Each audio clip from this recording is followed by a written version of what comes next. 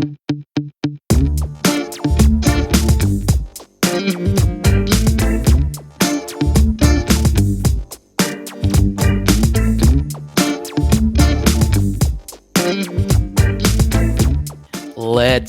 go. Football card markets are going crazy. And for those that listened to our episode last week, we went through deep quarterback data. Today, we're going to talk about the running back position. And obviously, we have one special hobby tip of the day that Andy didn't even tell me before we started recording today. But Andy, just right off the jump here, the big story is at the quarterback position. It breaks this morning. Ian Rappaport and everyone else, Aaron Rodgers is staying in Green Bay. My first question to you is, what is your reaction from a hobby perspective as far as Aaron Rodgers? And the second thing is, what about the rest of the quarterback market this offseason? Yeah, man. Back with the pack. I think from a hobby perspective, this is going to, this is going to lift some of those hesitations from people that were unsure, or maybe people that were betting on him to go someplace new. I don't think we're going to see a huge demand spike per se, but we are definitely going to see a demand spike for his cards. He's back with the pack. His legacy with them continues. I also think this means they're going to probably franchise tag Devontae Adams and bring him back. That's Aaron Rodgers' main man right there. And then our attention's turned to Russell Wilson. So now the Broncos are dialing in on Russell Wilson. And I think a lot of the focus is going to be on him. And, of course, he's got that no trade clause, so he gets to kind of choose where he goes, if he goes anywhere. And you got a few free agent quarterbacks that are going to land somewhere. Mitchell Trubisky is going to land somewhere. Jameis Winston coming off the ACL tear, he's still going to land somewhere. And Marcus Mariota, college phenom, is going to land somewhere as well, Carter. I'm convinced of that. Yeah, so before we get into Russell Wilson, let's talk about Aaron Rodgers' prices, right? From a macro stage, so much of card pricing comes down to what you do in the playoffs, right? And Aaron Rodgers, for whatever reason, has this moniker that, he can't win big in the playoffs, and part of that is true, right? And I do think it makes some people very hesitant to pay for his prices.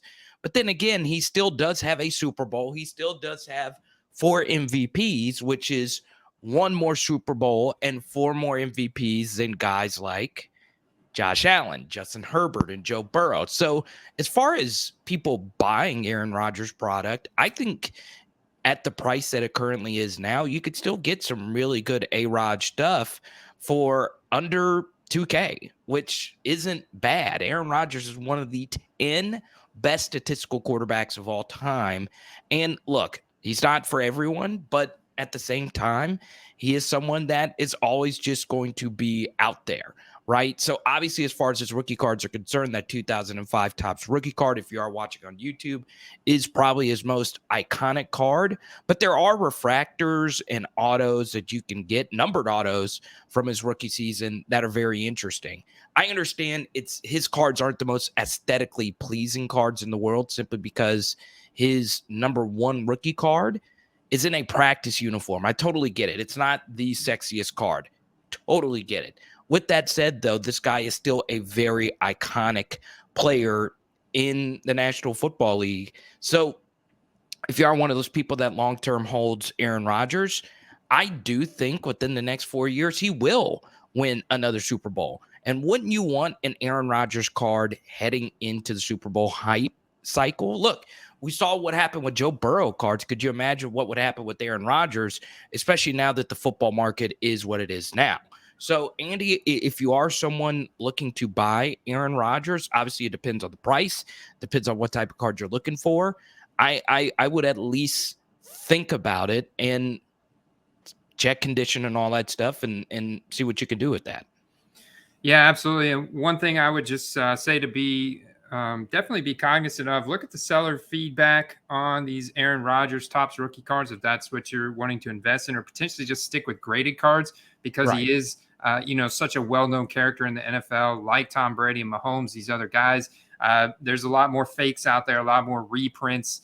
There's definitely reprints that I've seen of this 2005 Topps, but it's nice because that mid 2000s time frame, Topps really corrected the overprinting issues from the 90s. So you definitely have a nice scarcity element built around that base Topps and Topps Chrome, and then some of those short print parallels that they made. It wasn't crazy back then. So when you look at those Topps Chrome, those Bowman Chromes, even though he's in his practice uniform, you have some safety in the fact that it is fairly scarce.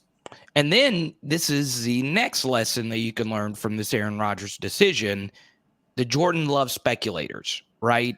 This is something that Andy and I talk about privately a lot, and now we have an excuse to talk about this publicly. You have no idea what's going to happen with Jordan Love. Nobody does. Does this weak NFL draft class make a team out there say, hey, let's go try and trade for Jordan Love to see what he has? I don't know, because Jordan Love hadn't shown anything on the field and really nothing in college that makes me go, okay, this guy is my franchise guy. In other words, I don't know how much more I would love Jordan Love compared to, let's say, Malik Willis or Matt Corral. I never saw it coming out of college. And look, a lot of people will say, well, it was a bad draft pick. Well, Aaron Rodgers was motivated by that draft pick and won 2 consecutive MVP. So I don't think it was a terrible draft pick, because Aaron Rodgers was so old and his play did decline some. But still, just because Jordan Love was a first round pick, a ton of people were waiting for Jordan Love and the hype cycle for him to be the next quarterback of the Green Bay Packers. And Andy, this is just a cautionary tale, because we know we have listeners. We do. I know someone that listens to the show that did buy Jordan Love heavy. This, once again, you still don't know what you're going to do with your investment. There will be a time where he's going to get his opportunity to start. Andy, you just don't know when that's going to be. So I understand. You see Jordan Love 2020 absolute rookie card auto. Don't love this card at all. It's a sticker auto and sold for $79. Really? What? I mean, this guy has done absolutely nothing up to this point, Andy. So moving forward, I guess this could be a good lesson for people doing the backup quarterback speculation.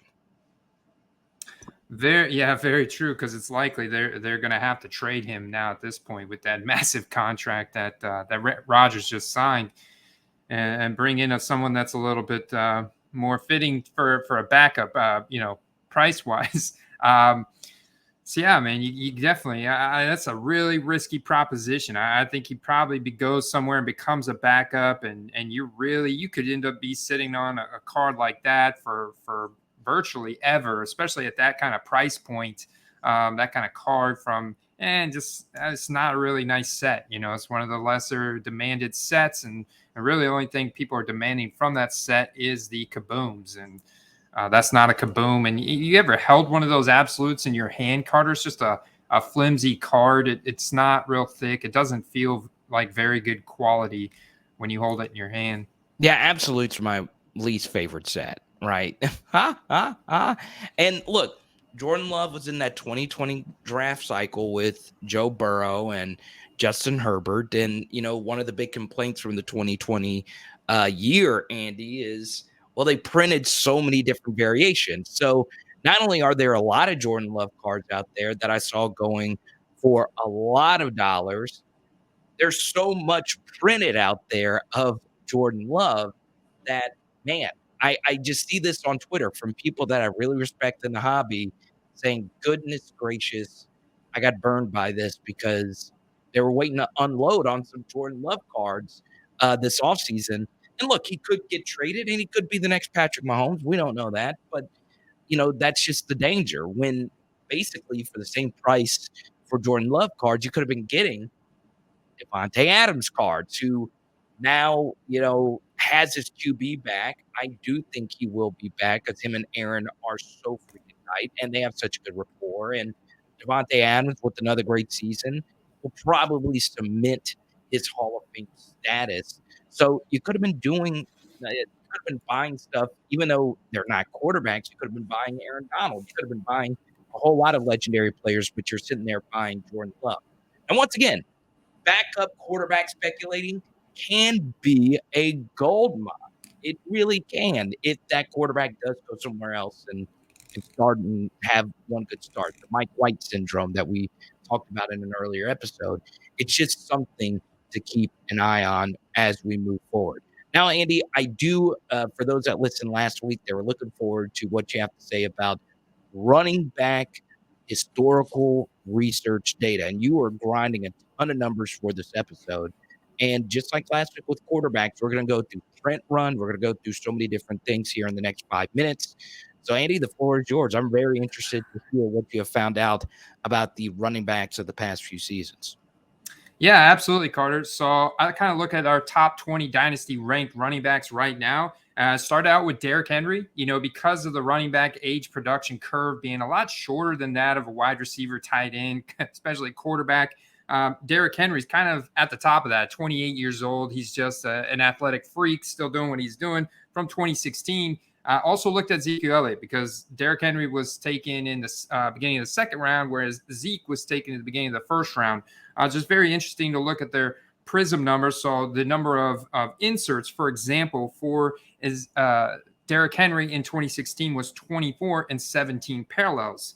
And now you have a few more inserts for Zeke, but the same amount of parallels. And you kind of see that consistent across the sets. However, when you get to a high-end set like National Treasures, virtually every card in that set is considered an insert because it's all different kinds of memorabilia and autograph, and they all have these little different designs. So almost all considered inserts. 152 inserts for Derrick Henry compared to 5 parallels, whereas Ezekiel Elliott now had 185 inserts. So you can see the draft pedigree, kind of inspiring Panini to print additional inserts for those players.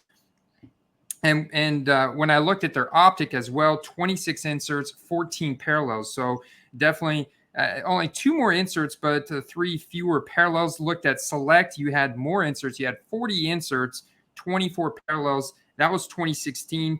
You go to 2017, Carter. This is when it becomes really interesting because I looked at Christian McCaffrey, who's drafted in the first round, number 8 overall. And I also looked at Aaron Jones, who, talking about Aaron Rodgers. Aaron Jones, I feel, definitely going to play a lot better with Aaron Rodgers behind center. And so I compared the Christian McCaffrey and the Aaron Jones because there's a bigger difference. Aaron Jones wasn't drafted till the 5th round. So when you look at the optic numbers, for example, Christian McCaffrey has 42 inserts from 2017 optic and only 15 parallels. Aaron Jones only has 10 inserts and 15 parallels. Interesting. And he did not get that rated rookie designation. And then you go and look at Select. The Select inserts were 39 for Christian McCaffrey. So this was actually pretty much identical to 2016. However, they did increase the number of parallels by 8 to 32 parallels. But you look at the Select for Aaron Jones, it's only 11 inserts and 13 parallels. So drastically cut down 60% reduction in the number of cards. And then I looked at contenders for them. 31 inserts, 17 parallels for Christian McCaffrey's 2017 contenders. And this is when they did introduce contenders optic as well, which they had 10 parallels of for Christian McCaffrey. However, when you look at Aaron Jones, he had 0 inserts. He had 0 inserts from that set, but he did have 9 different parallels. They're all very rare, serial numbered out of 25, 10, 5, 1 of 1 type of cards. It was really interesting. And then National Treasures, they had 150 inserts for Christian McCaffrey and only 11 for Aaron Jones. So wow. Okay, yeah. So right off the jump there, the first thing I'll say is Christian McCaffrey, I've always found his card to be very interesting, right? And I'm still interested that so many people pay for Christian McCaffrey cards simply because, Andy, he's been hurt so much. And he plays for Carolina, right? It's not one of the biggest brands in the NFL by any stretch of the imagination. And it's still shocking, what people were paying for that. And, obviously we saw what happened with Derrick Henry last year. We saw what happened with Aaron Jones.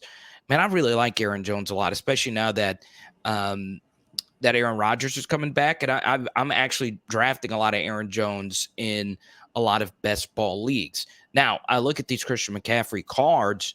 It kind of feels like a buy right now for me, Andy, as far as how low his prices have gotten. And we have seen where his prices have gone before. I mean, $300, $400, $500, the same price that you can get really good LaDainian Tomlinson cards. And we'll get to that in just a second.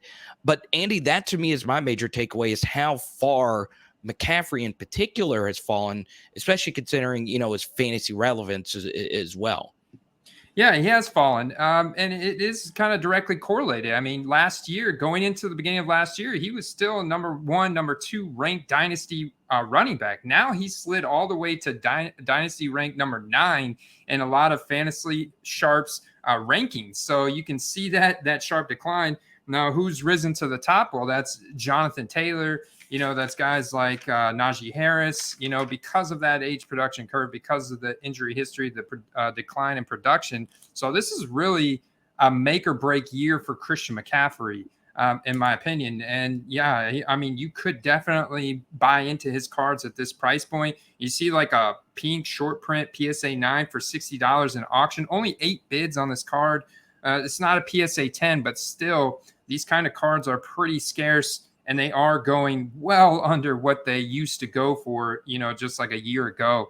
So that is a really interesting observation there on Christian McCaffrey. Of course, I think you're going to see a little bit of demand increase back for Aaron Jones, just because his cards are very low. His cards are actually lower than what Christian McCaffrey's are right now. So that's something to look at as well from 2017.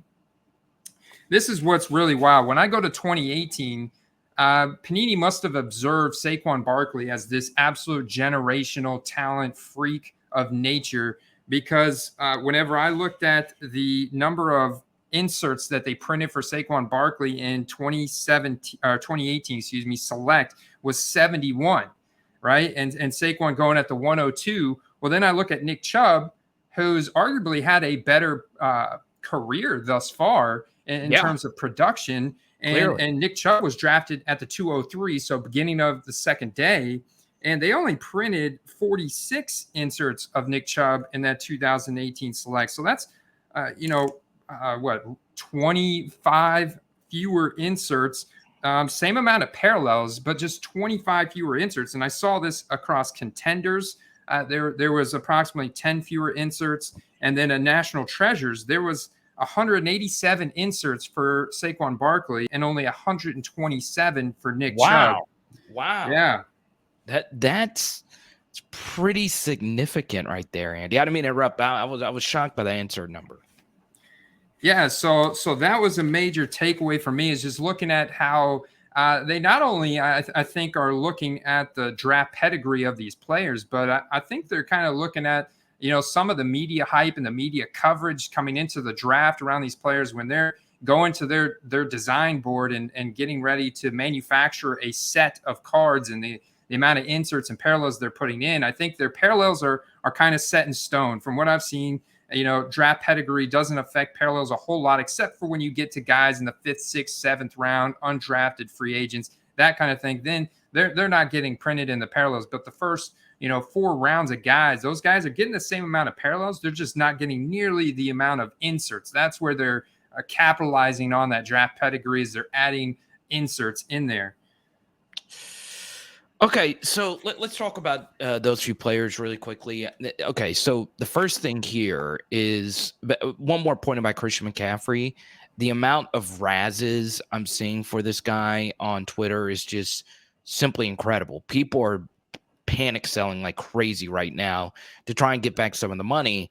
And I just don't know if that's even the right move right now to even do that, because I do think there could be a big bounce back year for McCaffrey.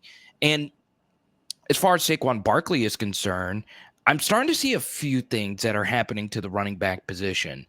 Number one is there is just more data out there that running backs are, for the most part, irrelevant. Now, here's the thing, okay? A lot of old timers, a lot of old schoolers that may listen to the show, you grew up thinking that the running back was as valuable as the quarterback, right? Because, they grew up with the Jim Browns of the world, right? And you're always taught Jim Brown's, one of the best football players of all time, which is true. But the game is so passing oriented now, and there's all these advanced analytics out there to where you're starting to see running back salaries start to drop. right? A player that we haven't mentioned is Ezekiel Elliott. We can clearly see at this point now, Andy, that contract was a disaster. And Zeke was in that same draft class as Derrick Henry. And, you have all those rated rookies of Ezekiel Elliott. And a lot of people overpaid for him because of the draft capital, because of the team he played for, and also because of what he did at Ohio State. So he was at a big brand school, went to a big brand, was a top 5 pick, and he's turned out to mostly be an overpaid dud. So what do I think is going to happen to the running back position? I think teams are going to spend less and less on it, right? Because you see what happens with Saquon Barkley. You've seen what happened with Christian McCaffrey, and it pains me to say it, even though this is more off the field than it is on the field. From the same exact Christian McCaffrey draft class, we've seen what happened with Alvin Kamara, right? So an AK-41, I thought about buying some of his cards, and then the off the field incident happened, and last year he just wasn't as good without Drew Brees. So Andy, as far as running back cards are concerned, overall in the real world, not quite so much in fantasy because running backs do matter so freaking much in fantasy, but in the real world, teams are starting to devalue the running back position because of all these running backs that we've mentioned. For the most part, when they get paid or when they continue on with their careers, it just doesn't translate to wins, and it translates to a lot of dead money.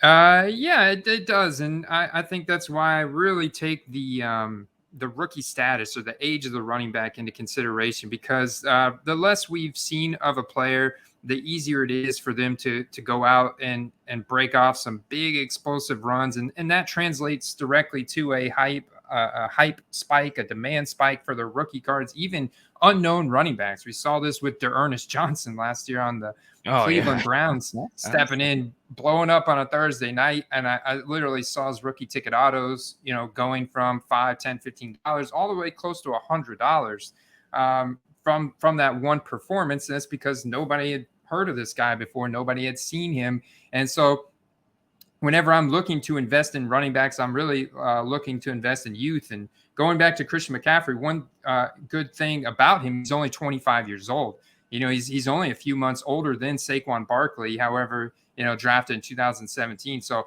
Christian McCaffrey, he's a lot younger than Aaron Jones, than Leonard Fournette. So he's one of the younger 2017 rookies. And so he's still got some time if you were kind of looking at Derrick Henry's age of 28, kind of at that peak where you start to decline in production. It'll be really interesting to see if Derrick Henry does decline this year, Carter, because we've certainly seen that. And even though Ezekiel Elliott, he's a young guy for 2016 as well. I think Ezekiel Elliott is like a year or maybe even 2 years younger than Derrick Henry. So he's only like 27, I think, right now. So so you're still believing in Zeke? Well, I'm not. I'm actually investing in Tony Pollard. I'm a Tony Pollard truther.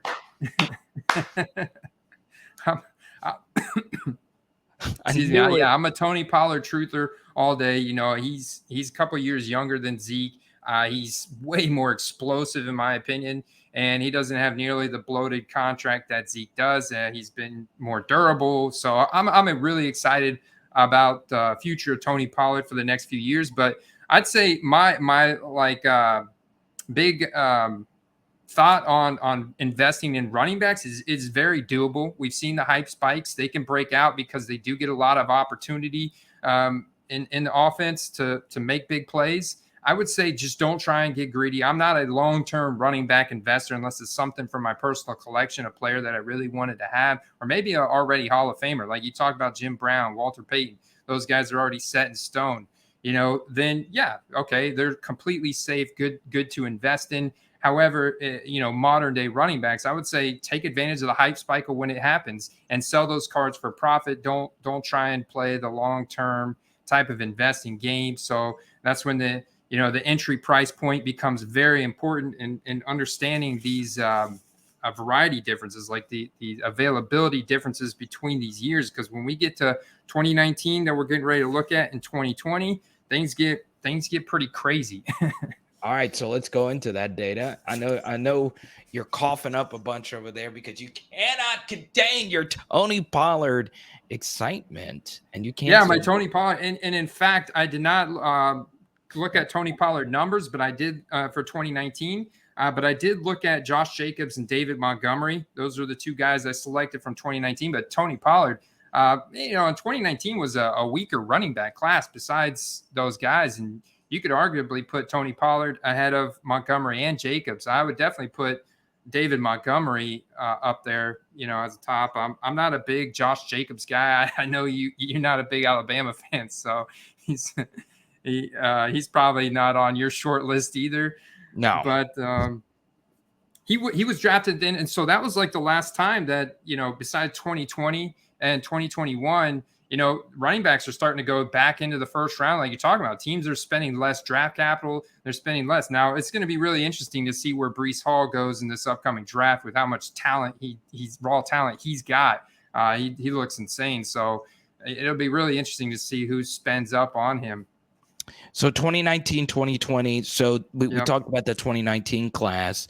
Let's go through a few of the 2020 running backs. I'm interested to see what you have to say about them. Yeah, because 2020 running back class was incredible. So, just in an overview, we had to increase 2019 increase in inserts and really parallels by a little bit. And then you go to 2020. And now all of a sudden you're going from, 2016 Prism having 17 parallels to the 2020 having 66 parallels and 68 inserts. So they tripled the amount or over tripled the amount of inserts and parallels for Prism. However, Optic only doubled.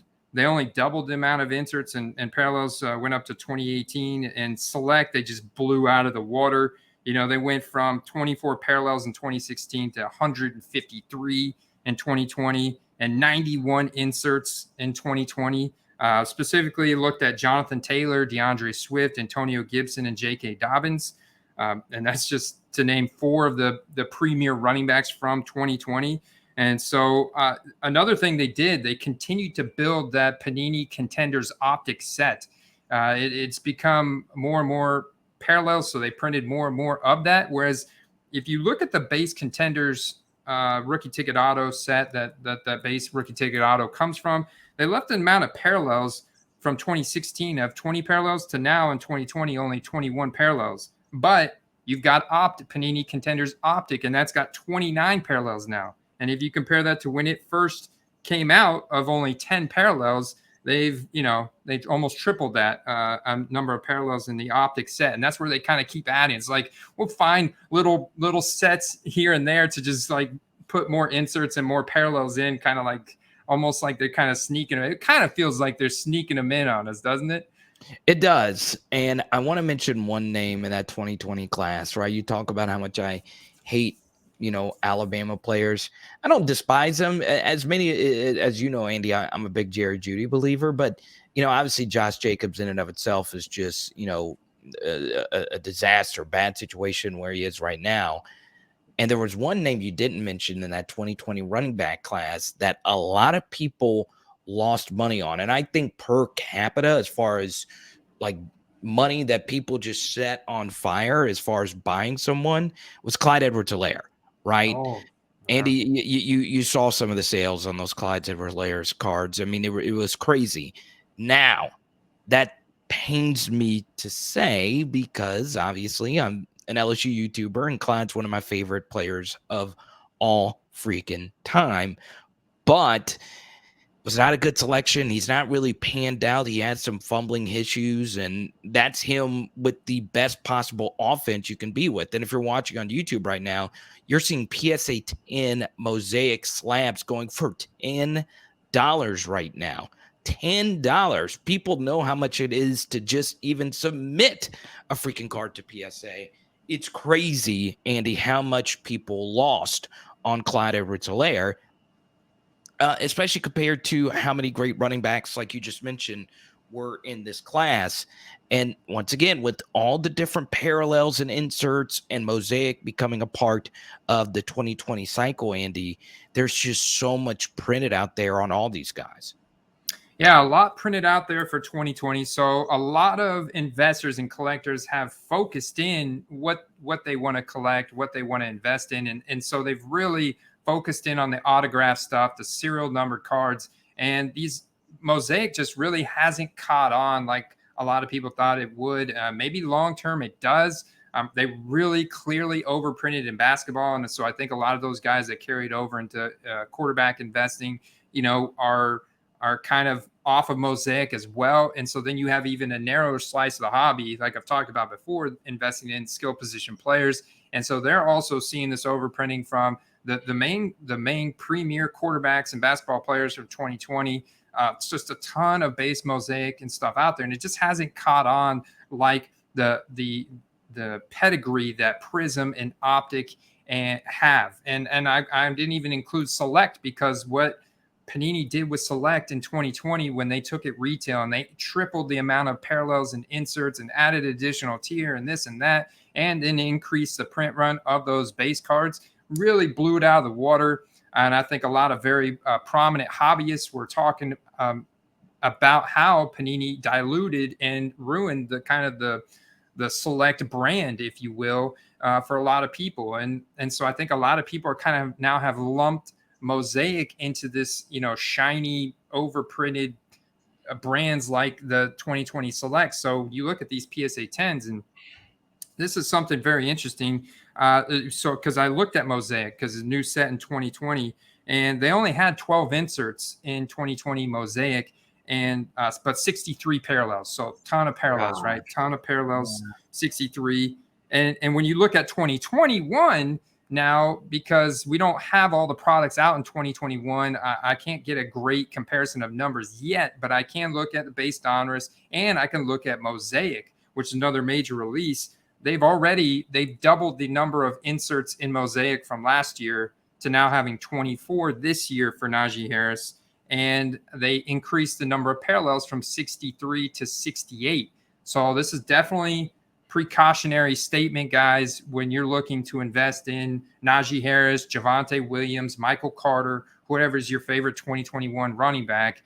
Keep that in mind, that right now there's a perception of scarcity around these guys' cards, because they're still being broken. They're still being bought from stores. They're still making their way from, people ripping them open and then eventually listing them. That they're going to continue to pop up. They're going to continue to pop up here for a while, and new sets are going to be released. So it's really important to understand that the numbers behind, what's in these sets before you go out and overpay, potentially spend $30, $40, $50 on a Prism Silver or a Mosaic Prism Silver Najee Harris, when, even if he comes out, plays number one running back, dominant in first quarter of the season, that card could still potentially go down, just based on the dilution of the product and getting lost in the shuffle after everything else comes out. Najee Harris playing for a top 5 NFL brand, played at a top 5 college brand, iconic college football player. No, he didn't win the Heisman, but he was a pretty iconic guy. Also, something about Najee Harris, big personality, as big of a personality as you're going to see on all these different commercials. And I still don't know if you should go out and buy his cards, right? Because I don't know what that quarterback situation is going to be, and I understand that division is going to be so tough next year. Now, once again, Jonathan Taylor is the hottest name, obviously, with the 1.1 and all dynasty and fantasy leagues right now. And once again, PSA 9, as you can see right here, for $11.50 Mosaic. So unless you're getting a Genesis, you're not really getting just anything super rare. But I have seen a lot of Jonathan Taylor rookie ticket autos and just rookie autos in general go for quite a bit. And Andy, since we finished up here on the modern guys, let's actually talk about the 2 best clear-cut running backs of the past 2 decades. So, Andy, obviously, this was actually not a part of our prep. I want to ask you, just right off the top of your head, name the 2 best running backs of the past 2 decades. Okay, I got the NFL all-decade teams pulled up here. If you were to say who is the best running back from the 2000s to the 2010s, who would you say? Well, number one, boom, Adrian Peterson right off the bat. Right. We gotta have him in there. Past 2 decades, I'm gonna say LaDainian Tomlinson. Boom. You got it. You got it. Ladainian Tomlinson. Yes. So it's pretty clear. There is no debate who the two best running backs of the past 2 decades are. There's no you can't, right? So I have the all-decade team pulled up, and from 2000 to 2010, it was LaDainian Tomlinson and Edgerrin James, who is a Hall of Famer, but there's no one out there that's going to make a case that Edgerrin James is a top 10 running back of all time. And let's go to the 2010s all-decade team. Adrian Peterson is one of the running backs, but they actually had 3 other running backs make the 2010 all-decade team. Andy, do you want to give a guess who those running backs were? The 2010s all-decade team. It's kind of hard. I would not. I would have gotten one of these guys, to be fair. Okay, I would have gotten. Yes, the other 3 guys are really, really good football players, but I don't know if any of these other 3 guys to me are top 5 or top 10 running backs of all time. Man, see, it's hard, man. It's hard. Well, I mean, Frank Gore. I mean, he's played. Yeah, so that's one of them. That's one of them. Okay. I would say LaShawn McCoy. Okay. And then the last one would be the biggest personality to ever play running back. Marshawn Lynch. Marshawn Lynch. So those are your 4 running backs. Now, let's be honest about their legacies, okay? How many of those 4 would you say are top 5, top 10 running backs of all time? 1. Maybe Frank Gore, just from a statistical standpoint. Just from a stat standpoint, but have you ever said Frank Gore is a top 5 running back in the league? No, he's Mr. Bowling Ball. He just keeps rolling out there. Keeps going. Now he's loved by everyone, and you can get all of these card prices for relatively cheap. So look, Edgerrin James, Hall of Famer, Frank Gore, Marshawn Lynch, and LaShawn McCoy. I think LaShawn has the least likely chance to get into the Hall of Fame. I think Marshawn will get in, and Frank Gore. Now, what's very interesting is Marshawn and Adrian Peterson were part of the same 2007 draft class, and you can actually get a lot of really cool dual tops autos with both of their autos on the cards.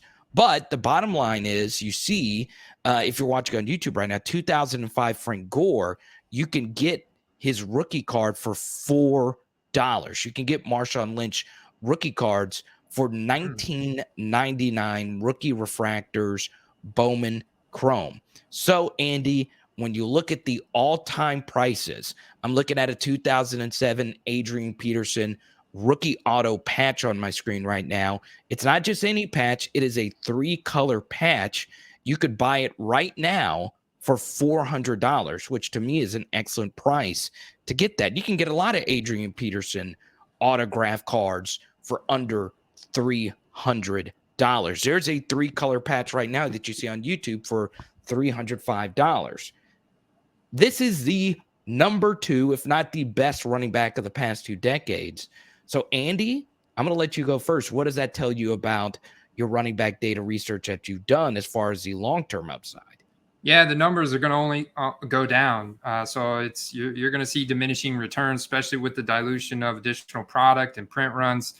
So I think that my strategy of thinking of the running back as a quick flip is kind of spot on. It's kind of spot on. I think that's how you have to approach them. I think there's definitely value there, but I would just say, man, I'd be super nervous because I know a ton of Jonathan Taylor cards that aren't even this nice as this RPA of Adrian Peterson, and there is a pretty slim possibility, realistically speaking, that he ever makes it to Adrian Peterson status, in the next 20 years. So, a running back played 20 years, so yeah, in the next 10 years, and that's so you got to be cognizant of that, and instead of stashing them, buy them and list them right away and get ready to sell them on the next hype cycle.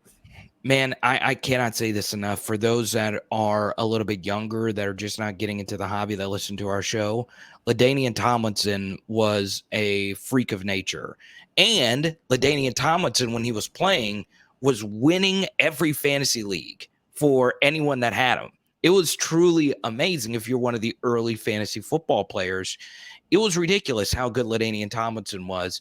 And I am looking at some of his rookie autos right now. His rookie ticket autos are a little expensive, but you can get, some LaDainian Tomlinson autograph cards for some really good prices, not just college uniform TCU stuff, pro uniform stuff. So once again, I kind of like a LaDainian Tomlinson buy. I really do. But still, once again, rookie ticket auto for $600 right there. It's pretty good stuff right there for an LT card. Where Drew Brees in that same draft class. Okay, LaDainian Tomlinson, best running back of the past 2 decades. It's either him or Adrian Peterson. Drew Brees, best quarterback of the past 2 decades. He might not even be top 5, and I'm a big Brees collector, right? Well, Drew Brees, his rookie ticket auto goes for $3K, I would say, about on average, about 2 or $3K. And LaDainian Tomlinson, who is the best of the best, $2,000, as you can see on the screen right now. Adrian Peterson, who is the best, LaDainian Tomlinson, who is the best, $600. So it shows you the drastic difference between running backs and quarterbacks. And I know for a lot of people there in the hobby, that's, pretty well known, but this is just empirical evidence that long-term investing with running backs, much like it is in the real world, Andy, is a very risky proposition. Very risky proposition, which is why focus on those young guys, man. Focus on the second-year breakouts that come out of nowhere. I would focus on the sleepers and the guys that you can see have the raw attributes to break off some big runs. And they're a nobody currently because they're buried in a depth chart. They're just not getting the opportunity to share, what have you. Then you can throw some very buy low flyers on them. You could probably find some rookie ticket autos for $5-10. Throw a couple flyers on those guys because there's very little downside in the price you paid in at. And then if they break out a big game, you could potentially look at 3, 4, 5x your money and go ahead and sell. Don't try and get greedy and think that they're going to be the next MVP or the next, generational talent, because teams just don't value the running backs like they used to. And it's just a much harder path to becoming a Walter Payton or Jim Brown. I think that the quick flips on running backs is an okay strategy to approach, but I wouldn't be like you said, Carter. I'm not going to buy into the top ranked running backs at a premium, thinking that they're going to continue to appreciate over time, like I would approach potentially a Joe Burrow rookie card this offseason, or a Justin Herbert or something like that, or even, a guy like Mitchell Trubisky we talked about should get a starting job for 2022. I'm not spending nearly as much of my budget, my overall budget, on the running backs as I am quarterbacks and wide receivers, because wide receivers just they have a lot of volatility too, but they have a much longer age production curve, and they can have some really big breakout performances and big highlights. Now, it's way over my knowledge when it comes to like deep vintage running backs, but Walter Payton and Jim Brown cards do go for a lot, and I mean a lot. But that's completely different than the semi-modern guys like Adrian Peterson and LaDainian Tomlinson, and maybe those are the guys you should look to buy. But anyway, moving on here to the hobby tip of the week. We had so much fun with all that running back data, and Andy has a very juicy hobby tip of the week. Go right on ahead, my friend. Yeah, this one came after my definitive eBay playbook video I made last week about listing like a pro, selling cards effectively. This is a very interesting tip. Shout out to John Lamika here. He said he starts his auctions at a 99-cent no reserves. And we talked about, when the best time to start an auction is kind of looking at my hype index that I created and taking all those factors into consideration: their production, their age, the market size, the playoff probability of their team, the whole 9 yards. And then if that player is hyped up and you've got a hot card, a nice card, like a newer product, autographs, you want to send it to an auction, definitely want to end it on the weekend at night around 10:30, 11:30 p.m. Eastern Standard Time. That's when you're going to have most eyeballs watching that auction, potential bidding wars on some people on the East Coast and what have you. But he says start out as a 7-day auction, but start out as 99-cent no reserve, because when you come across a 99-cent no reserve auction, you're going to flag it when you see that rookie ticket auto of that elite player going for $4 or $5. You're going to flag it. You're going to watch it. And when it comes time, 15 minutes left in that auction, you're going to get notified on your phone. There's only 15 minutes left. And those auctions he's seen from his experience have a ton more watchers, and it draws people into that last 15 minutes where you want them to start competing against each other. And he's had a lot better results than someone starting an auction at $59.99, and that's where the first bid starts. Start it at 99 cents, attract those watchers in, and then they'll be there for the last 15 minutes of it. I know it's scary for people that, have a big card and they say, okay, I don't want to list it for 99 cents. I want to make sure I get X amount of money. And guess what? I did that and with the big card, this past year, and it worked for me. But I agree. 99-cent no reserve, right? Let that thing rip, baby. It's not as much of a risk. People on eBay aren't stupid. They're going to find your card. But if you do the 99-cent no reserve auction, the number one thing you need to make sure you do is make sure that title is correct. Okay. Because, you want as many people when they type and search. Sometimes eBay doesn't autocorrect. So, like, if you're trying to do that with the Joe Burrow card, make sure you spell Burrow correctly, Burrow. Because, it's very, very, very important to make sure you can get the most eyeballs on it. But 99-cent, no reserve, baby. Start that thing on a weekend night, and you're going to be golden, baby. That's a great hobby tip of the week. Don't forget football.com, patreon.com/football cards, where you can join our growing Discord community. It is now time for play of the week. And Andy, I'm going to go first here. And I'm going to give you a wide receiver who has 4 consecutive years of 1,000 yards or more. And you can get his rookie auto right now, number to 10, gold, for $10 right now. And that player's name is Brandon Cooks. Okay. Now, all Brandon Cooks has done is turn out to be a fantasy sleeper each and every year, despite changing teams basically each and every year of his career, right? Now, he has had the good fortune of playing for really good quarterbacks like Drew Brees, Tom Brady, but he's also produced with Jared Goff and the rotating doors of Houston Texan quarterbacks. So that's pretty daggum impressive that he's flat out done it. Now, once again, he's not a Pro Bowler, doesn't have a huge personality, and is not on a winning team. But this guy just puts out numbers, and he's still relatively young. So Brandon Cooks, I bought 4 of his rookie cards, including his base prism, for $2 total. $2 total. That is an injustice to a guy that has only produced. Now, once again, the hobby is all about storylines and hype and all of that, and Brandon Cooks doesn't produce a lot of that, but that doesn't mean he doesn't produce, and that doesn't mean he's not a decent buy right now to get some of his good stuff. Yeah, we talked about the longer age production curve of a wide receiver, and I love Davis Mills, man. I think Davis Mills is going to be the starter again in 2022. You knew I was going to go there, Carter. You knew I was going there. Davis Mills with those incredible throwing mechanics. Dude, the guy's got a beautiful deep ball. I saw him light Brandon Cooks up on multiple occasions, and I don't think there's going to be any interference or distractions for Davis Mills in 2022. I think it's going to be on for him and Brandon Cooks and Nico Collins, too. I like Nico Collins. You're a Nico guy.